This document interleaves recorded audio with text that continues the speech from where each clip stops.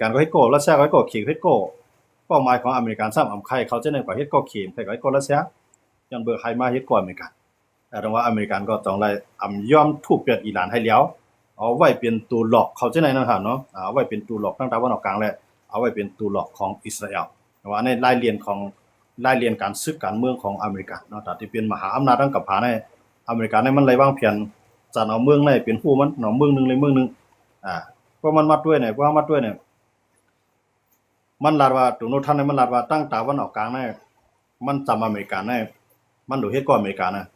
เพราะทุบละอิหร่านก็พวกอิหร่านน่ะยอมตัวอเมริกันเนาะบอกว่าตั้งตะวันออกกลางทั้งสิ้นก็ที่มาเฮ็ดก็อเมริกันกำในอเมริกันเนี่ยก็ที่จังขยายอำนาจเนาะว่าควักเทียงมันเข้ามาอยู่ในกลุ่มเอเชียมาเคียงต้าดอรัสเซียในคีเนี่ยอเมริกันเนี่ยหนังมันได้กี่ปีมันได้ดีแต่ว่าไอ้ทุบอิหร่านก่อนก็อิหร่านนั้นมันยอมมันสำยอมง่ายๆนะครับเนาะจังว่าการอันนั้นอเมริกันเขาใครเปลี่ยนใครมาในกลุ่มเอเชียเนี่ยไปจังมาติเนาะก็ในขี่ก็ฮู้เนาะมันต้องเก็บความต้องขี่อย่าง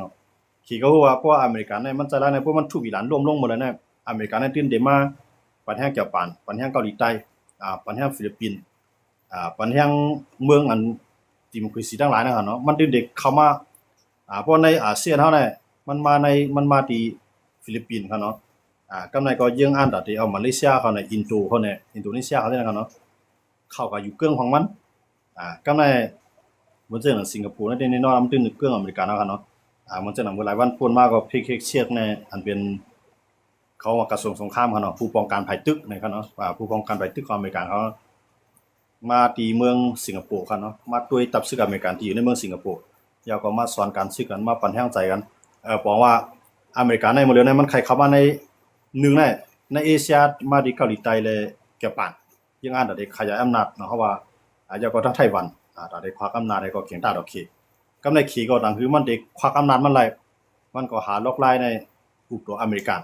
ให้อเมริกันเนี่ยอย่าไปจอยเขาจังได๋กำในขี่ก็เตรียมพวกกับจอยอิหร่านอันนี้เป็นขั้นตอนต่อรองของโดนัลด์ทรัมป์กันเนาะแต่ว่าหมดเลยเนี่ยอันเขียงตากันมาหาอำนาจในมันสิเป็นอันเตรียมและยื้อกันมันจะเป็นขี่เลยอเมริกันนะครับ2คนในขาดเต็มยี่กันก็ขาดได้ใจตัวแทนของเขาตัวแทนอเมริกันเป็นเพอตัวแทนขี่เป็นเพอต่างฝ่ายก็ต่างมาปันแห้งโอ้ยดีของทั้งสองฝ่ายนะครับเนาะย้อนเบิกขี่ในมันหญ้าปังตึกฝ่ายอะไรก็รู้เนาะขี่ในมันหญ้าปังตึกฝ่ายอะไรก็ตึงมีเงินในทองนำมาอยู่เมืองไหนตึกกันมาก็มันไหลขายครึ่งกองกลางมันก็ได้เงินเมืองไหนตึกกันมาก็ถูกยุโรปเขาปิกไว้บางมีเนี่ยถูกปิกเป็ดน้ำมันเนี่ยถูกปิกเป็ดแก๊สเนี่ยก็เรียนหาขี่จังว่าเขในไล่พรดีเต็มๆก็ในเขได้พรดีในกะลาในก็อยู่หลายกับเนี่ยนะคิงกะลาในก็คิงกะลาได้คิงเขเนี่ยเนาะสีจิ้นผิงเลยหมู่ตีเนี่ยเขา2คนเนี่ยยังอ่านไผก็คลายตีซึกมันเนี่ยเปลี่ยนเส้นทางยุทธศาสตร์ให้ซึกมันในจำใจทางอินเดียกับในเขก็ให้ซึกมันในจำใจดอกเขต่างภายก็ต่างมาปันแห่งมีหนองแหลงเลอ่อนกันเตียกภายลูกเพิ่นเนาะขี่ก็เตียกเจ้าคือเนาะมาได้เป็นปะรองเนี่ยเอามาได้เป็นคางเนี่ยเอามาได้เป็นเก้าก้างเนี่ยขี่นี่ก็มาเตียกเขาจังได๋ให้กึดปังตึกดอกซึ่งมาได้มีหยังกำในคิงกะลากลางขวนนี่ก็มาเตียกอันเป็นช้างเขาเนี่ยหน้าก้าเขาเนี่ยอันลุกขึ้นตึกซึ่งมาในจุ้งละเสียงว่าป้ารังอยากไข่อันนั้นก็คิงกะลากลางขวนเตียกทางตั้งนึงให้เขาจะได้ยอมให้ซึกมาในขึ้นเข้ามาปืดหลานได้ดอกอินเดียเนาะมีหนองแหลงหลายๆวันนี่ก็ตึกมินกว่าสู่คิงกะลากลางขวนรับตอนเต็มที่ครับเนาะเตมันได้เมืองกะลาเนี่ยเป็นเมืองดิโมคราซีเนี่ยอำถูกลีฮับมีหนองแหลงย้อนเบิ่งมีหนองแหลงใน1อาเซียน10เมืองไหลมีข้อยืนย้อนที่ซึกมัน5ข้อใน5ข้อนั้นที่ไหลพบกลุ่มกุจุ่มเนี่ยละจะไหลแล้วนะเนาะก็กำหนดสุดมีหนองแหลงนำเฮ็ด10ข้ออาเซียนก็เฮ็ดสังไหลบอกว่าเฮ็ดสังไหลสิตาก็มือเลือกตั้งในอาเซียนในอำฮับพ้องซึกมันที่อันมีหนองแหลงในคือเป็นประธานาธิบดีเนี่ยที่อันมีหนองแหลงเลือกตั้งในก็อาเซียนในออกมาปืนเผาอำฮับพ้องก็ก็ว่าเมืองไทยฮับพ้องเนาะเมืองไทยฮับพ้องย้อนเบิ่งซังไหนเมืองไทยเนี่ยว่าอยู่ล่ะเนี่ยย้อนเบิ่งซึกมันในมีเป้าหมายเส้นทางการค้าขายก็เมืองไทยและซึกมันนั้นให้จำใจกันเนี่ยมีหนองแหลงก็รัดไว้กันเนาะมันกว่าที่เมืองอินเดียก็มันก็ว่าไว้จังล่ะเนี่ยเส้นทางยุทธศาสตร์เฮา2ทางเนี่ยเฮามีไว้1หลานตั้งไทยในเฮาได้ปึดให้มันไหลรอดแล้วเจ้าก็หลานที่อินเดียในก็ลำลองหนังหือเฮาได้กุ้มกำนาลินไรจังได๋สิได้การค้าขายทั้ง2จึงเมืองก็ได้ดีขึ้นนั่นต้องว่า กลาในก็มาปัญหาซึกมันฮะเนาะปัญหาซึกมันเราติ๊กช่างเนาะช่างก็บ่พอใจครับเดิมพอใจต่ออินเดียเพื่อก็บ่พอใจกับแห่งอะไรเขาเลยเนาะมันใจเมืองอันยิ่งใหญ่เขาแล้วเนาะใจเมืองมีตับสแกนแคนดิเดตตึกเป็นเมือง101ของเมืองฮุมตุมตู้นั่นเท่านั้นเนาะช่างในก็อันกันสารคัดต่อลงปองซึ่งอินเดียอย่างเลยลงปองซึ่งอินเดียเนี่ยเป็นเมืองที่มุคือสีเลยมาปัญหาครับตอนซึกมันเนาะแทงอีนั้นมีหนองแหลงในแต่มาที่เมืองไทยแทงกันเนาะมันทำมันปืนเผาไว้ในมันจะมีสีขาวเขาก็ทำที่เมืองอินเดียนะครับเนาะสีขาวอินเดียเขามาถามนะครับเนาะมีหนองแหลงในก็เป้าหมายแทงเมืองนึงอันที่มันที่มาหลีเนี่ยที่เป็นเมืองไทยนี่ครับเนาะที่เป็นเมืองไทยหมู่ที่มาวันหลายเดือนหมู่ครับเนาะเออก็ในพวกนั้นได้บอกว่าแขนในหับซึกมันมากำร้อยเนาะมื้อเหลือในเพราะมันกว่าอินเดียเนี่ยมันสิว่าลาว่าที่มาไทยอันนั้นก็ดีกว่าที่ขี้คือนั่นก็ได้จำเป็นก็แล้ว2ต่างกันเนาะเมืองหนึงลูกแน่เพราะว่ามันได้ผู้นำใหม่ขึ้นมาเนี่ยเปิ้นสิของว่าเยี่ยมเยียนในขนาดมันจังว่ากวนหลีเมืองกูเมืองอันเฮามีลองกล้าขายดอกกันกูเมืองอันเฮามีพ้องตังทั้ง2ฝ่ายเนาะพ้องตังฝ่ายเพิ่นพ้องตาฝ่ายเฮาพ้องตังฝ่ายเฮาเพราะว่าเป็นผู้นำก็หมายน่ะได้เลยดีกว่าให้ให้บ่จอดเนาะว่าเมืองไหลที่ไว้ใจหรือเปิ้นเมืองไหลที่อันใจใหญ่หรือเปิ้นก็ที่เข้ากับเมืองนั้นเนาะก็กมื้อนี้มันเลือกที่มีหนองแหลงในเลือกกว่าที่อินเดียนั่นก็ย้อนบ่อินเดียในยินมือฮับว่าติดเตียกเจ้าคือซื่ออยู่จ้อมเรียนลิ้นจังได๋จะไปให้เครื่องล้างนักในลูกตั้งอินเดียเข้ามาถึงในมือเจ้าคือเหมือนจังหนังช่างเขาเนี่ยอยากไขเขาเนี่ยเนาะแต่ว่ามีหนองแหลงในก็ล็อบบี้ไว้นะครับเนาะก็ตาที่เฮ็ดให้อินเดียเนี่ยเข้ามาไล่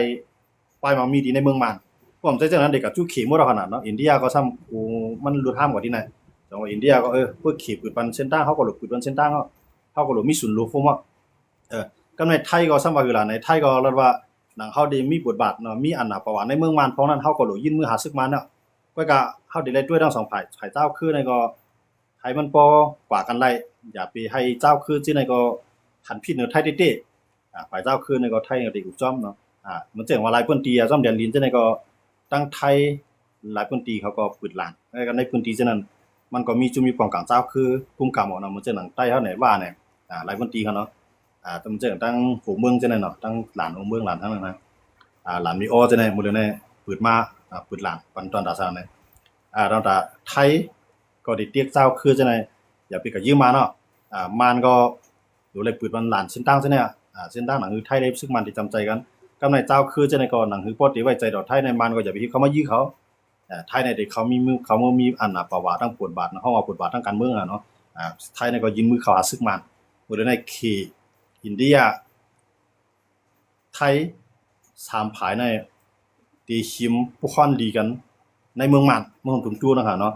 แต่ว่าไทยก็ด้วยว่าพวกเขาได้ปิดกันศึกมันในเจ้าคือพร้อมกันในเลย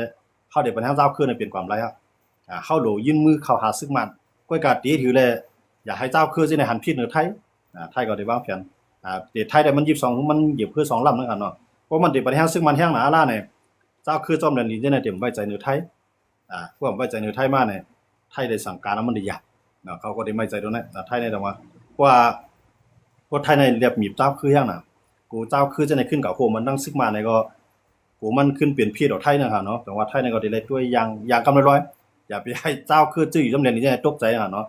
เป้าหมายสูงสุดได้หมดเลยในไทยเนี่ยมันใครเข้าหาศึกมันแห้งน่ะเยอะเมืองไหนปลายมามีมันก็ตกเนาะปลายมามีหลวงปองซิงก็หมดเลยเนี่ยฮู้ว่ามันสิอยู่อะไรทางกะหือคนเมืองก็บ่ใจหลายซื่อหลายรองหาเนาะแต่ว่าหมดเลยเนี่ยเส้นทางได้อยู่รอดในเมืองไทยเนี่ยที่หนูได้มีศึกมันแลเส้นทางการค้าขายน่ะหลดแล้วไทยก็ได้งุกงี้ย่างเผิกพองเนี่ยย่างแหลงพองเนี่ยไต้พองเนี่ยก็เป้าหมายสูงจะได้ตอนได้ยิบมือนักศึกมันแล้วก็ให้พวกไรพ่อนหลีตั้งการค้าขายนะครับเนาะผมชื่อว่าพวกกับประเทศซึ่งมันปุ๊บหนาล่าเนี่ยเจ้าเครื่องในสังลาเจ้าเครื่องก็เดือมย้อมก็ในพวกซึ่งมันมาหนาล่าเนี่ยเจ้าคือเหตุการณ์บันไทยหลายอย่างเนี่ยเมื่อนั้นในซึ่งมาในไทยได้มีปัญหากับซื้อเนาะแต่ว่าบ่เลยในไทยเนี่ยเขาเจ้าคือจะในเฮ็ดฮู้ไว้นั่นเนาะมันเฮ็ดฮู้ไว้เพราะว่ามันแหนมถอมมันใครเก้ามาเนี่ยเอาเจ้าคือจะในเฮ็ดฮู้ไว้รับมือทานตั้งเนี่ย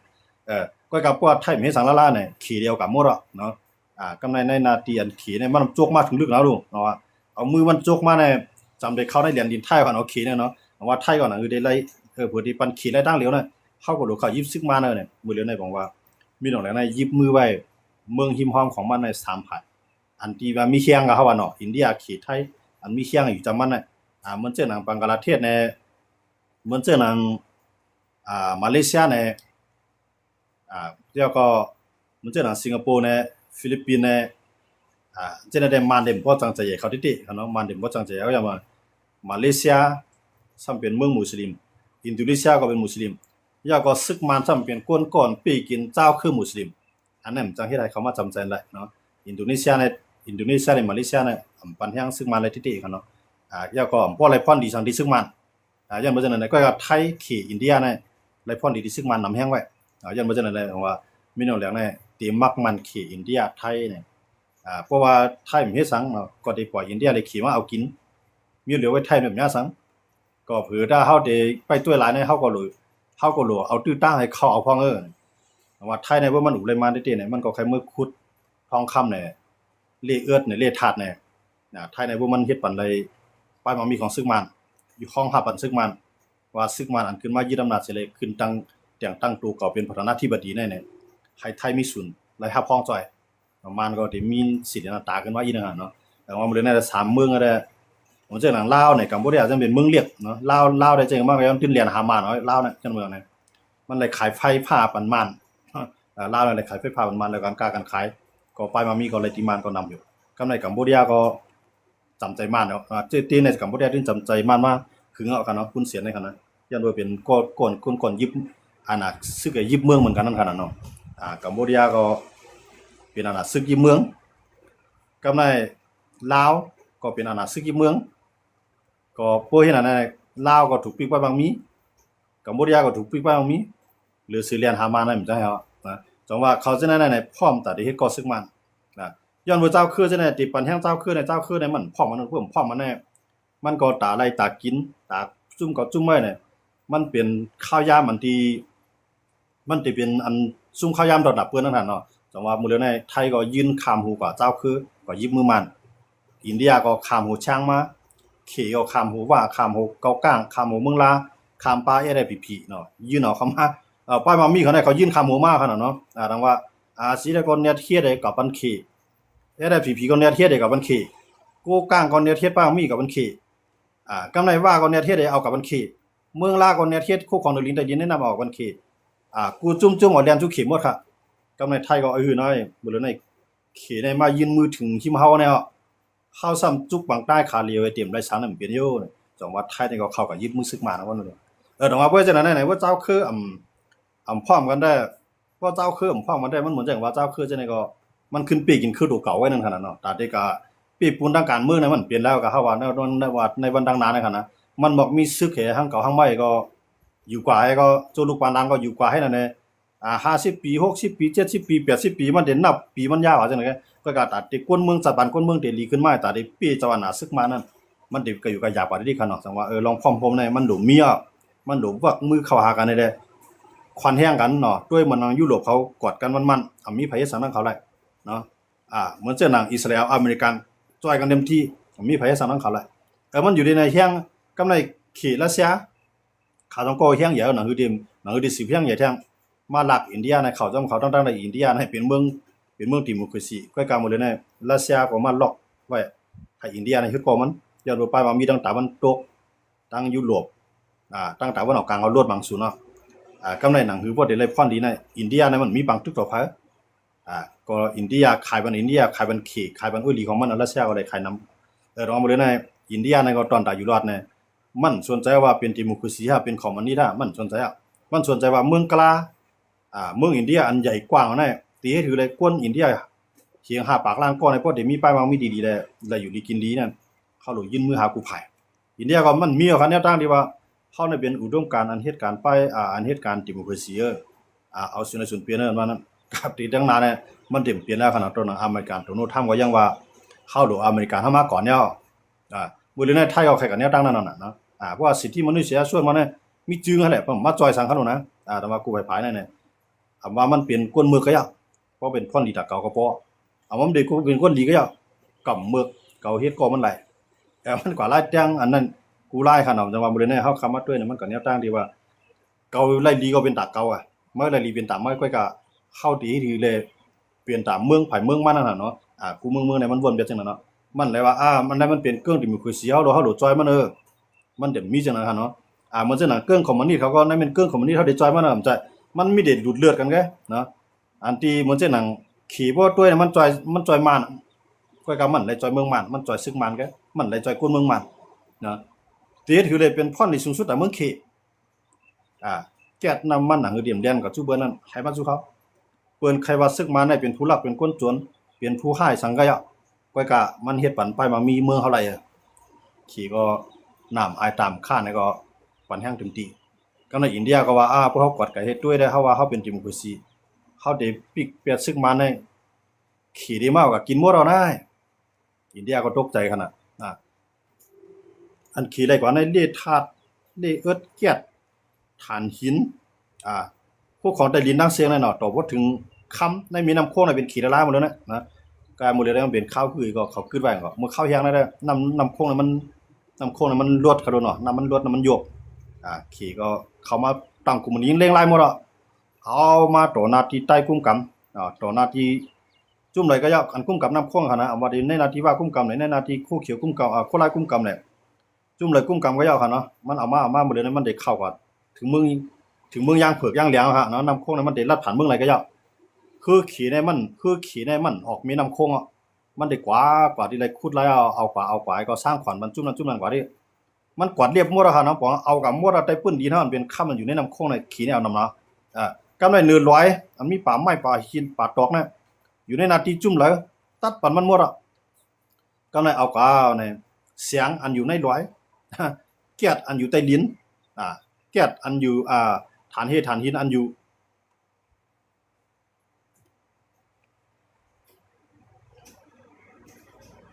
ฐานหินอันอยู่ใต้ดินเนี่ยเขียนในปล่อยกวนมันมากูผาย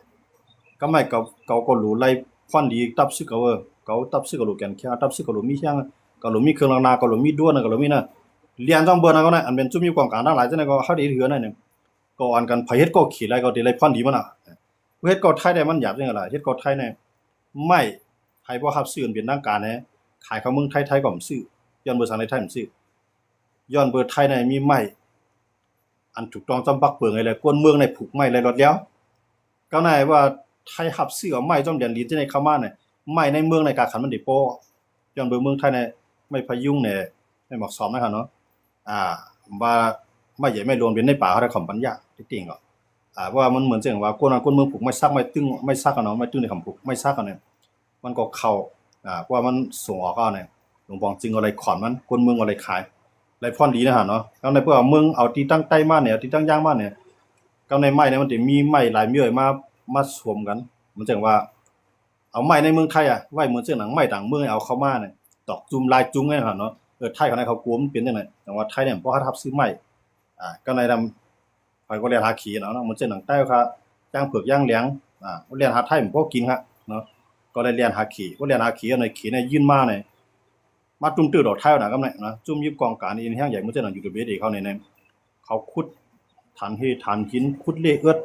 กูจิกูลอง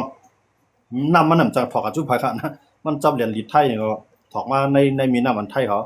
ก็ในไทยเขาในจุ่มตื้อกำเนี่ยเพื่อฉะนั้นเนี่ยเฮาก็รู้เข้ากับมีอันน่ะปาวาตาได้มีหลายนั้นเฮารู้ยิบมือซึกมาเนาะจังหวัดไทยเขอินเดียเนาะอันมีเชียงมันกันเนาะอันเฮียงเล็กเฮียงลอกได้มันจังหนังลาวกัมพูชาที่ได้เขาถึงเรียนหาจุ่มมันแต่เมื่อไหร่ย่อกันเนาะย้อนบ่จังอะไรต้องว่าอันจะได้เฮาคำมาด้วยเนี่ยตาลูกพื้นเฮาคาวันดังนาจุ่มเลยเสียมว่าเนี่ยพวกเฮาด้วยการเมืองนอกเมืองเนี่ยออกไล่ลีป่องใส่ลีเลียวเพี้ยนขึ้นด้านน่ะเฮาเป็นเหยื่อเด้คนเมืองเฮาเป็นเหยื่อคนซึกเฮาก็เป็นเหยื่ออันใดกินนั้นมีมป่วนคนเก่าคนชิบไว้เนี่ยอันเฮาได้ว่วนให้ขึ้นด้านกันเนาะเอาค่ะเสียงก็ยินจอมเข้าใจนำพี่น้องเขาผู้ผู้เจ้าที่เข้ามาปัญหากันได้คำขึ้นในกันเนาะคำขึ้นในก็ลึกมาพอมีติดตามมีข่าวยามเอาข่าวสองกันขึ้นมาหบทมยากันแท้ในกันเนาะอ่านเร็วข่าวลาดข่าวนอกเมืองซะเนี่ยก็เฮาข่าใครคนเมืองเฮาผู้ขึ้นตันข่าวอยู่ยามมาคนใต้เฮาก็สนใจข่าววันการเมืองไหลตึกกันแน่มันตุ้มตื้อดอกลองอยู่กินเฮาเสียงแท้บ่นอกเมืองตึกกันแน่แน่นอนล่ะมันตุ้มตื้อต่อตุ้มตื้อต่อเงินในท้องเฮานั่นน่ะเนาะมันเสียงมือเลี้ยวในปางตึกเกิดขึ้นนะครับมันก็ตุ้มตื้อต่อเมืองเฮาค่ะจังน้ำมันในมันจังสออกได้เดียวผมจังสออกได้เดียวอยู่กาขันมันคืนบ่อยู่กาขันคืนก็มันตุ้มตื้อเงินในท้องเฮาอันเฮาเรียนเหตุการณ์เอาที่ก็ถามว่าสร้างน้ำมันยาวขึ้นเอากะเหตุการณ์ซื้อน้ำมันเอาก็ขึ้นใส่รถใส่กาขึ้นเหตุการณ์ก็เหตุการณ์มาอะไรขึ้นว่าซื้อน้ำมันกำไรกากินก็อยู่กา เฮามาอยู่เมืองเปิ้นเฮาดูเนาะจะอยู่เมืองเฮาดูเฮาอยู่เมืองเปิ้นการน้ำก็เลยซื้อกินเนาะกาเขื่อนก็เลยขัดอยู่กาเข้าน้ำด้านกินก็เจอเลยซื้อก็มีลูกหวานเฮาก็ใหญ่มากก็โหลส่งโหลเสริมให้บ่มีปิญญาน้ำกัดเสียเงินแท้จังว่าวันตั้งนานในเงินในทองเนี่ยมันติอีลงอ่ะเดียวๆก็ดีเลยหายาดเดียวๆนะครับเนาะยันบ่จังได๋จะขายคนเมืองเจ้าค่ะผู้คือตันว่าข่าวนอกเมืองนั่นมันน้ำใจก้อมกะมันเปลี่ยนเพศออกนอกเมืองได้เนี่ยมันเปลี่ยนเพศออกว่าค่ะกำไรในเมืองเฮาค่ะก็เพิ่นมาขี่มาคู่ของดินแต่ดินเฮาเนี่ยวันมื้อหน้ามานำดินหินผาก็ได้ลูกลายเฮ็ดสร้างหากินเลี้ยงต่อก็ได้อยากว่าเนี่ยอันนั้นก็ให้เฮาคือตันนั่นแหละเอามาต่อได้คันนี้ปานเนี่ยค่ะเนาะเอาค่ะคำคือได้ก็ยินจมกันทางกำนึงเสใหม่สูงกูก็สิกรรมค่ะยินจมตีไลฮู้ตีปีปันตางฮู้เซาค่ะเอาค่ะยินจมมันค่ะยินจมก็ค่ะเนาะใหม่สูงกันนอนรับฝันดินสิกรรมค่ะ